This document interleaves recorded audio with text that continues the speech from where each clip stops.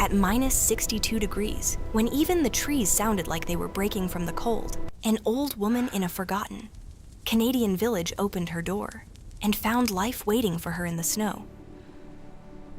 In 1994, far in the northern part of Canada, there was a tiny village called Snag.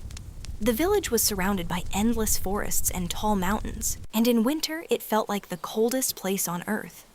The temperature that year dropped to minus 62 degrees Celsius. The air was so cold that people said you could hear your breath freezing.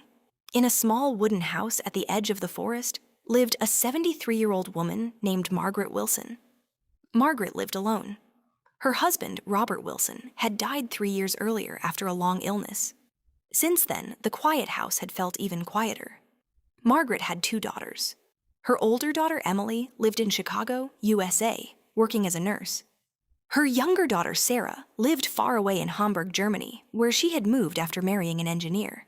They called their mother often, but the distance was great, and Margaret preferred to stay in the village where she had spent her whole life. Every morning she woke up before sunrise. She would slowly walk across the cold wooden floor, wrap a wool shawl around her shoulders, and begin the same routine she had followed for decades. First, she lit the wood stove. The stove crackled and popped as the fire slowly warmed the little house. Then she put on her thick boots and stepped outside to feed her chickens. The snow was often as high as her knees, and the cold air stung her face. But Margaret loved the quiet winter mornings. The forest around her house stood still and white, like a frozen ocean of trees. One afternoon, during a terrible snowstorm, Margaret decided to check the edge of the forest for fallen branches she could use as firewood. The wind howled through the trees. Snow swirled like white smoke through the air. As she walked slowly through the forest, something small caught her eye near a bush. At first, she thought it was just a piece of fur frozen in the snow. But when she looked closer, she saw a rabbit. The rabbit was lying almost motionless, its body stiff from the freezing cold. Next to it was a tiny baby rabbit. The little one was so small, it looked like a handful of snow. Margaret's heart tightened. "Oh dear," she whispered softly. She carefully picked them up. The mother rabbit was barely alive. The baby was colder than ice. Inside the house, the fire in the stove was still burning warmly. Margaret placed the rabbits near the stove and gently wrapped them in a soft blanket.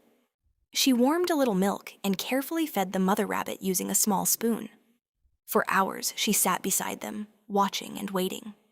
The storm outside continued all night. The wind shook the wooden walls of the house. But inside, the fire glowed warmly. The next morning, Margaret leaned closer to check the rabbits. Suddenly, she saw something. The mother rabbit moved her legs. Just a little. Margaret smiled for the first time in many days. "Well, look at that," she whispered. Day by day, the rabbit slowly became stronger. Margaret fed her milk and small pieces of vegetables.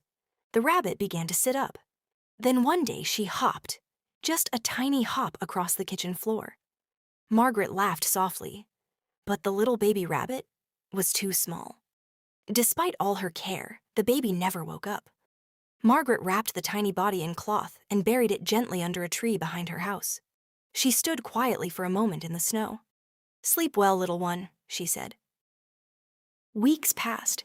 The mother rabbit now lived comfortably in Margaret's warm house. In spring, the snow finally melted.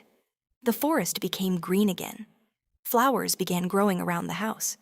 And something wonderful happened. One morning, Margaret walked outside to feed her chickens, and the rabbit followed her. Not just once, everywhere. If Margaret walked to the garden, the rabbit hopped behind her. If she went to collect eggs, the rabbit followed too. Soon, the chickens and the rabbit walked together like a strange little family. Neighbors who passed by the house sometimes laughed. They would see Margaret walking slowly across the yard, and behind her marched a line of chickens and one rabbit. Then summer came. Warm sunshine filled the village. And one quiet morning, Margaret discovered something surprising. Inside a small nest of grass near the garden, the rabbit had given birth to several baby rabbits, tiny, soft, and alive. Margaret sat beside the nest and smiled with tears in her eyes. Life had returned again. Soon the little rabbits began hopping around the yard. And just like their mother, they followed Margaret everywhere. Where Grandma Margaret went, the chickens and rabbits followed, across the yard, through the garden, even to the old wooden bench where she liked to sit in the evenings. Sometimes Margaret would look at the forest and think about the cold winter night when she found the rabbit in the snow. In saving that small life, she had unknowingly filled her lonely home with life again. And in the quiet village of Snag, people often smiled when they saw the old woman walking slowly down the path, with her chickens and rabbits following behind her like a little parade. And Margaret Wilson was never truly alone again.